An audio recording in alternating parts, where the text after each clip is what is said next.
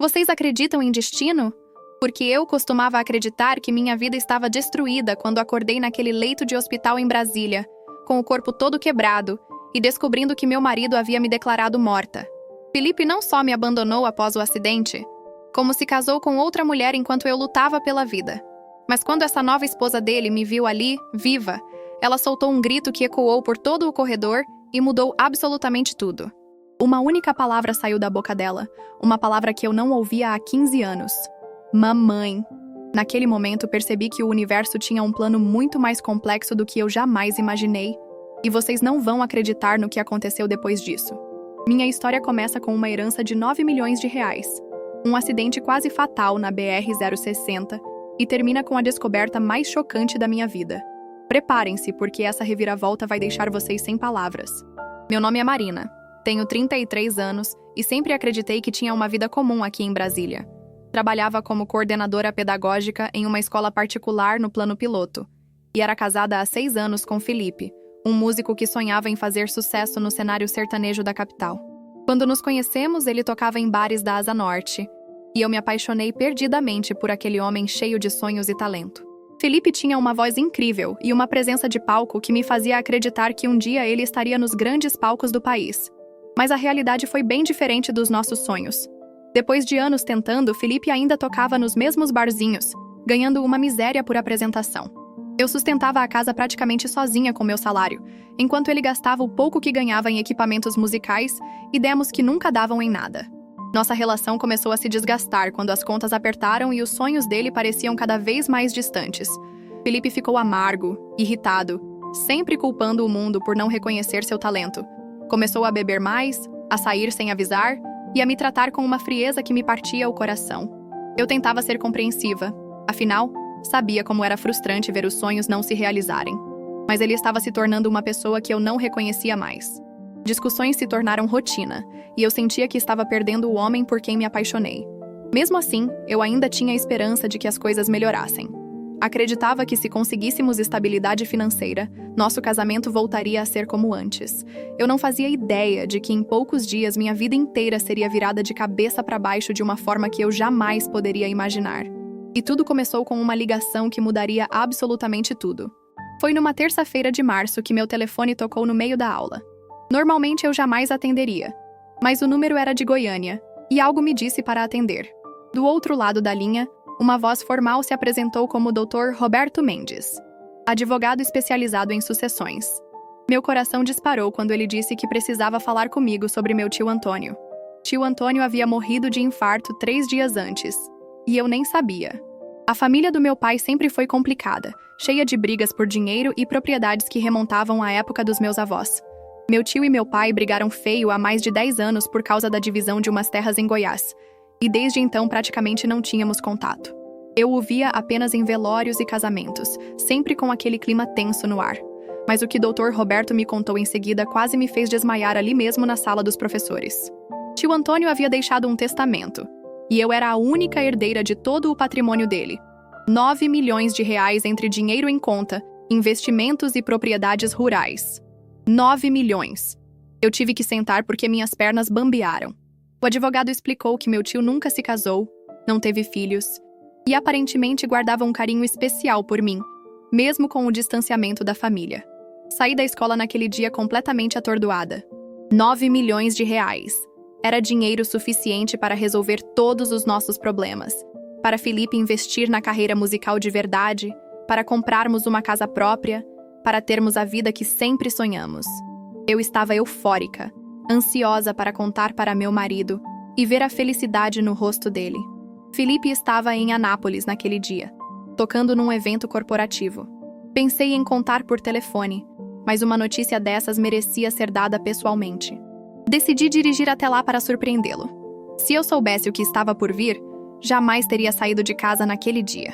Saí de Brasília por volta das 7 da noite, pegando a BR-060 em direção a Anápolis. Estava tão ansiosa para contar a novidade para Felipe que nem percebi como estava dirigindo rápido. Minha cabeça fervilhava de planos. Poderíamos quitar o apartamento? Felipe poderia gravar um CD profissional? Talvez até abrir um estúdio próprio. Finalmente teríamos a chance de recomeçar nossa vida juntos. O evento onde Felipe tocava era numa chácara nos arredores de Anápolis, uma festa de formatura de uma turma de medicina.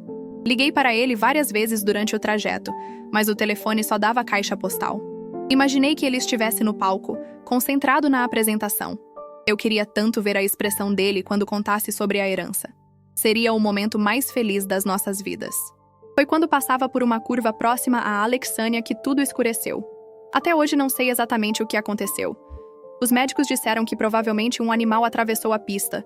Eu desviei bruscamente e o carro capotou várias vezes antes de bater numa árvore. O impacto foi tão violento que fiquei presa nas ferragens por mais de 2 horas, até o corpo de bombeiros conseguir me tirar de lá. Quando acordei, estava no hospital de base de Brasília, entubada, com o corpo todo quebrado. 3 costelas fraturadas, traumatismo craniano, braço esquerdo quebrado e uma lesão na coluna que os médicos não sabiam se me deixaria sequelas permanentes.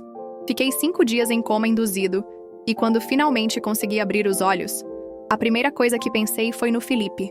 Onde ele estava? Por que não estava ali comigo?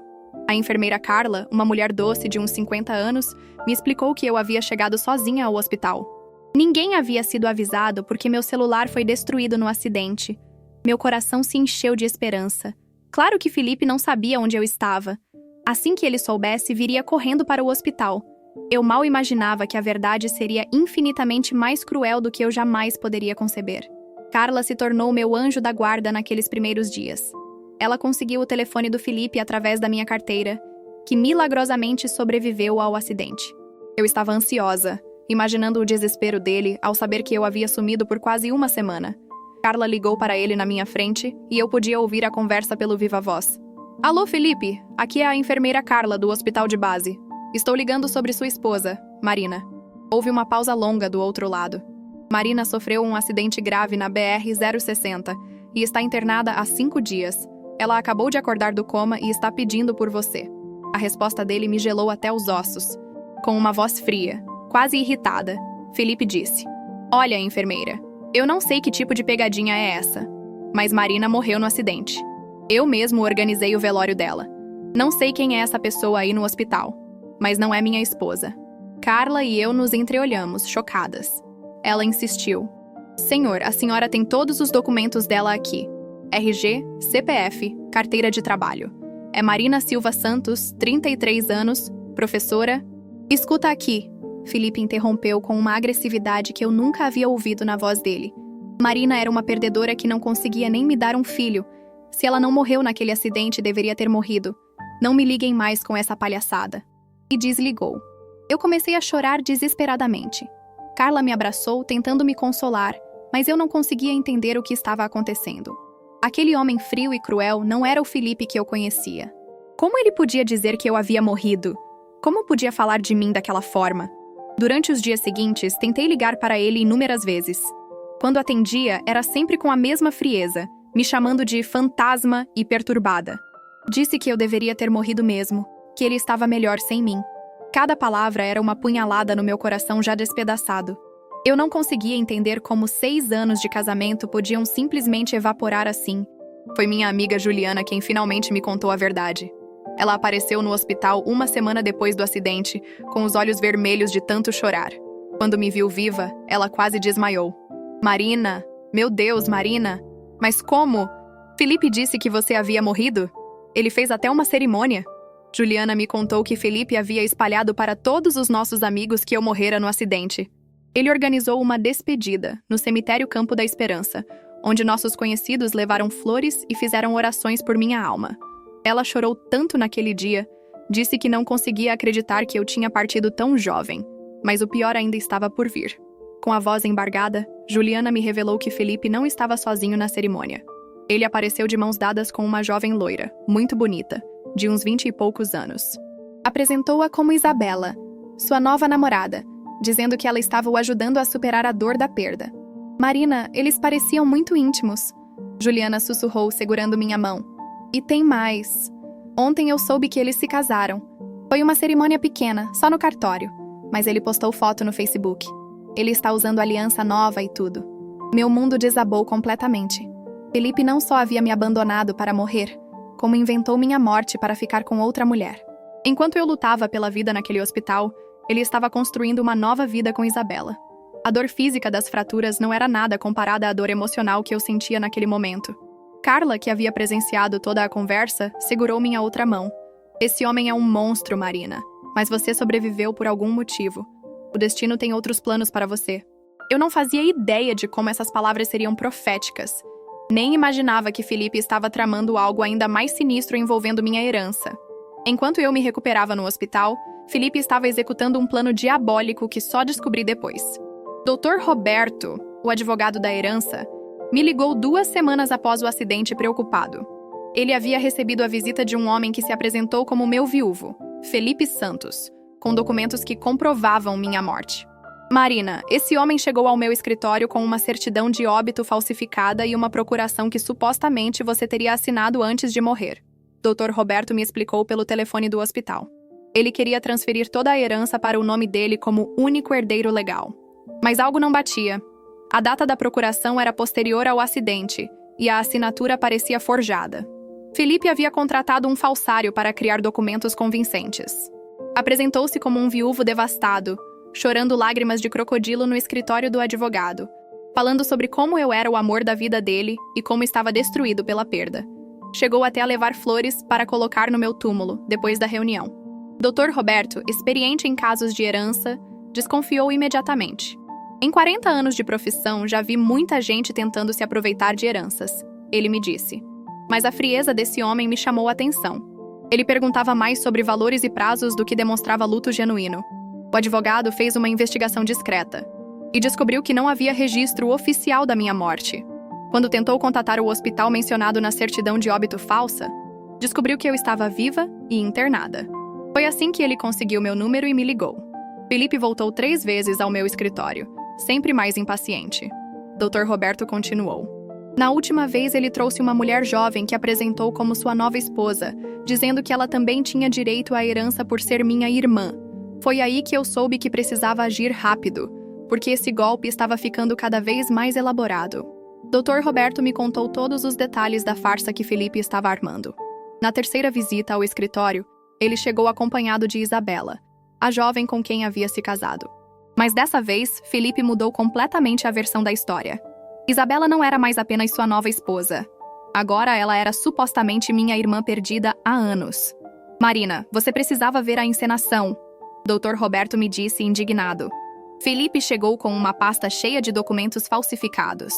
Certidão de nascimento alterada, fotos antigas que pareciam montagens, até mesmo cartas que supostamente você teria escrito para essa Isabela quando eram crianças. A história inventada por Felipe era elaborada. Isabela seria minha irmã mais nova, filha de um relacionamento extraconjugal do meu pai, que teria sido criada por outra família. Segundo a versão dele, eu havia me reencontrado com ela pouco antes do acidente e decidido incluí-la na herança. Felipe apresentou até mesmo uma suposta alteração testamentária que eu teria feito, dividindo tudo meio a meio com minha irmã. O que mais me impressionou foi a atuação da moça. Dr. Roberto continuou. Ela chorava, dizia que sempre sonhou em conhecer a irmã, que vocês haviam se encontrado apenas uma vez antes do acidente. Parecia genuinamente emocionada, como se realmente acreditasse na história. Felipe havia treinado Isabela perfeitamente. Ela sabia detalhes sobre minha infância que só alguém muito próximo conheceria. Informações que Felipe havia coletado durante nossos anos de casamento. Ela falava sobre minha cicatriz no joelho, sobre meu medo de escuro, sobre como eu gostava de ler antes de dormir. Dr. Roberto ficou ainda mais desconfiado. 40 anos mexendo com heranças me ensinaram a farejar mentira de longe. Decidi fazer um teste. Pedi para ver documentos originais e marcar uma nova reunião. Foi quando descobri algo que mudaria tudo. Essa Isabela tinha uma marca de nascença muito específica no pulso esquerdo, idêntica a uma que você mencionou ter numa conversa anterior. O que Dr. Roberto descobriu me deixou em estado de choque total. Enquanto investigava os documentos falsos de Isabela, ele se lembrou de uma conversa que tivemos meses antes, quando eu mencionei casualmente sobre ter dado uma filha para adoção quando tinha apenas 17 anos.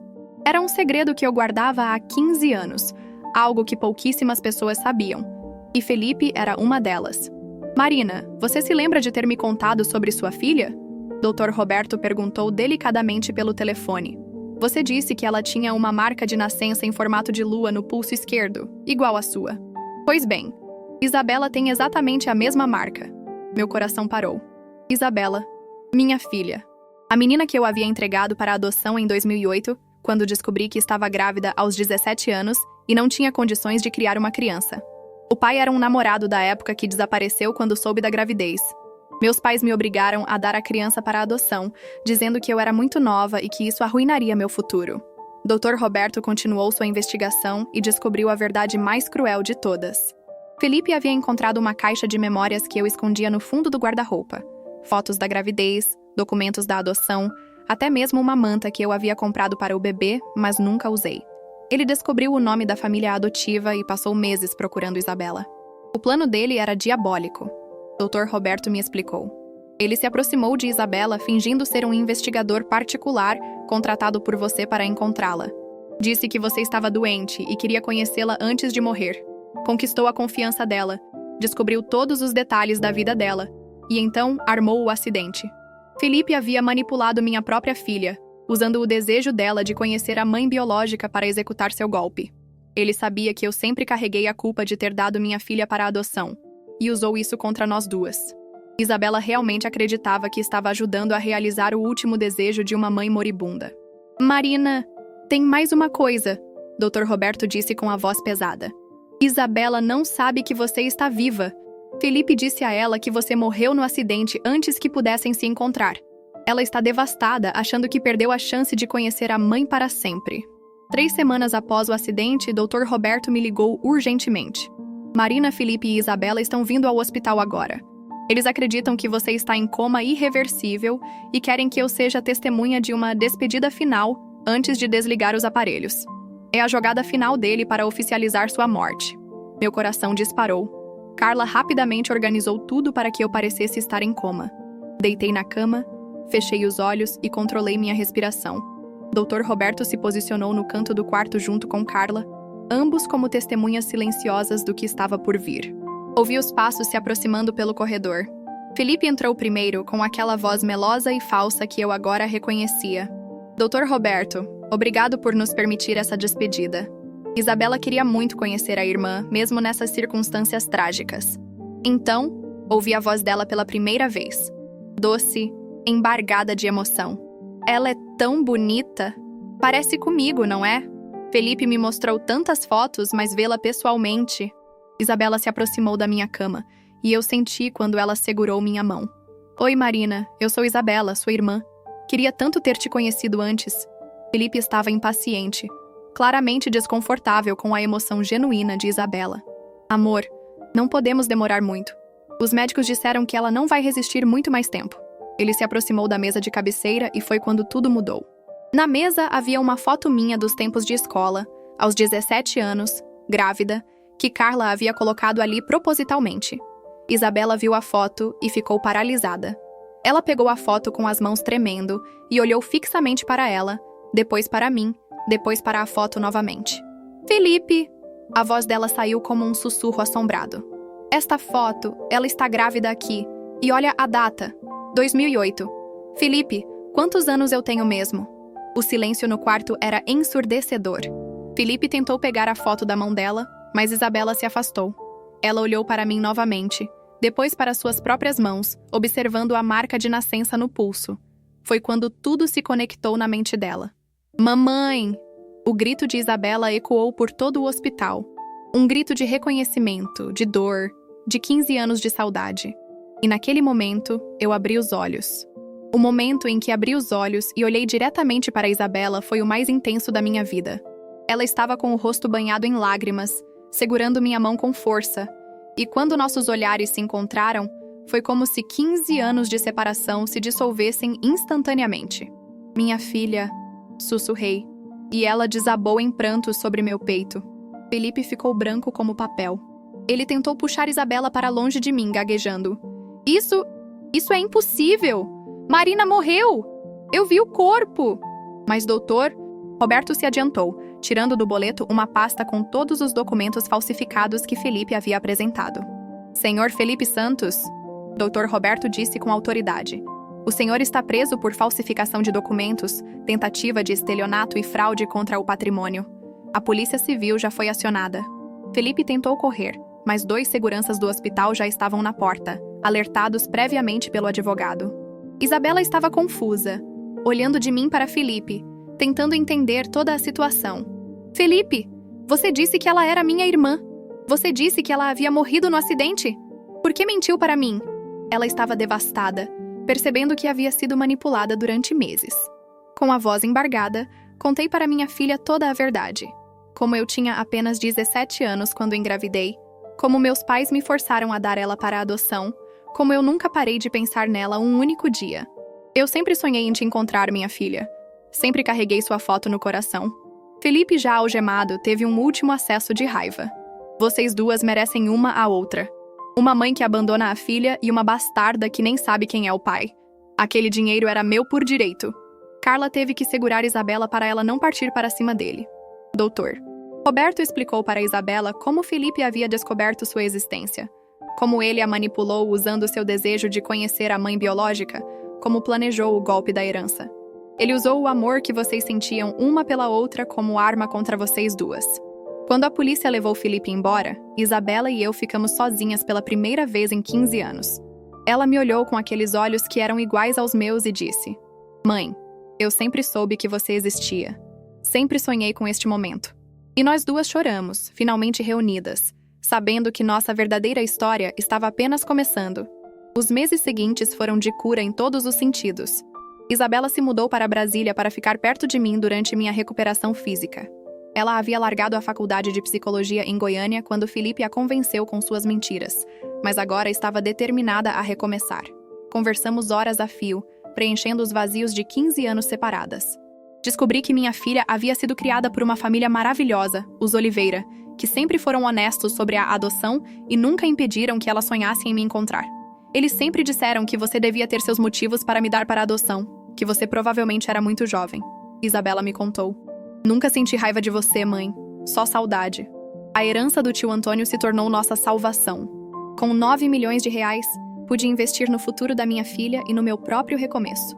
Isabela voltou a estudar, dessa vez em Brasília, e eu decidi abrir uma escola particular focada em educação inclusiva.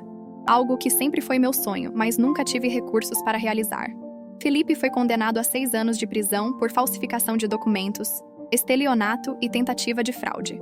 Durante o julgamento, descobrimos que ele já havia aplicado golpes similares em outras mulheres. Isabela prestou depoimento como vítima, contando como foi manipulada e usada. Ver minha filha forte e corajosa no tribunal me encheu de orgulho. Dr. Roberto se tornou nosso advogado de confiança e quase um membro da família. Ele nos ajudou a oficializar nossa relação mãe e filha legalmente, já que Isabela quis mudar o sobrenome para Santos, igual ao meu. Agora somos Marina Santos e Isabela Santos, ela disse, radiante no dia que assinamos os papéis. Compramos uma casa linda no Lago Sul, com um jardim imenso, onde Isabela plantou rosas. Ela descobriu que herdou de mim o amor pelas flores. Nas tardes de domingo, ficávamos no jardim conversando sobre tudo. Seus sonhos de se tornar psicóloga, meus planos para a escola, as viagens que queríamos fazer juntas. Mãe, Isabela me disse numa dessas tardes, você acha que tudo isso aconteceu por um motivo? O acidente, a herança, Felipe nos encontrar? Eu olhei para ela, minha filha linda e forte, e sorri. Tenho certeza de que sim, minha filha. O destino só estava esperando o momento certo para nos reunir. 2 anos depois, estou aqui escrevendo esta história no escritório da minha escola, a Escola Esperança, que se tornou referência em educação inclusiva em Brasília. Pela janela, vejo Isabela no pátio brincando com as crianças durante o recreio. Ela se formou em psicologia e agora trabalha comigo como psicóloga escolar. Nunca imaginei que seria possível ser tão feliz. A escola atende 200 crianças, muitas com necessidades especiais, e temos uma lista de espera enorme. Usamos métodos inovadores que desenvolvemos juntas, mãe e filha, combinando minha experiência em educação com os conhecimentos dela em psicologia infantil. É incrível como nossas habilidades se complementam perfeitamente, como se o destino sempre soubesse que trabalharíamos juntas. Felipe saiu da prisão há 6 meses, mas descobrimos que ele se mudou para outro estado. Isabela superou completamente o trauma da manipulação através de terapia e do nosso amor. Ele me trouxe até você, mãe, ela sempre diz. No final, até as pessoas ruins podem ser instrumentos do destino para coisas boas. Ontem foi um dia muito especial. Isabela me trouxe uma notícia que me fez chorar de alegria. Ela está noiva. O rapaz se chama Daniel. É professor de música. E eles se conheceram aqui na escola. Ele é tudo que Felipe nunca foi. Gentil, honesto e ama minha filha de verdade. Quero que você seja minha madrinha de casamento, mãe. Ela me disse. E eu não consegui parar de chorar. Mas a surpresa maior veio hoje de manhã. Doutor. Roberto me ligou com uma notícia que eu jamais esperava. Tio Antônio deixou uma carta lacrada que só deveria ser aberta 2 anos após sua morte. Na carta, ele explicava que sempre soube sobre Isabela, que havia me observado de longe todos esses anos e que deixou a herança especificamente para que eu pudesse encontrar minha filha e recomeçar a vida. Marina, dizia a carta, sei que você carrega a dor de ter dado sua filha para a adoção. Esse dinheiro é para que vocês duas tenham a chance de ser felizes juntas. Perdoe um velho tolo que demorou tanto para agir. Use essa herança para construir algo bonito, algo que faça a diferença no mundo. Hoje, olhando para tudo que construímos, percebo que minha história não é sobre um acidente ou uma traição. É sobre como o amor verdadeiro sempre encontra um caminho, mesmo quando tudo parece perdido. É sobre como as pessoas certas chegam na nossa vida no momento exato em que precisamos delas. Isabela acabou de entrar no meu escritório com um buquê de rosas do nosso jardim. Para a melhor mãe e sócia do mundo, ela diz, me abraçando forte. E eu sei que, finalmente, estou exatamente onde sempre deveria estar, ao lado da minha filha, construindo um futuro cheio de amor e esperança.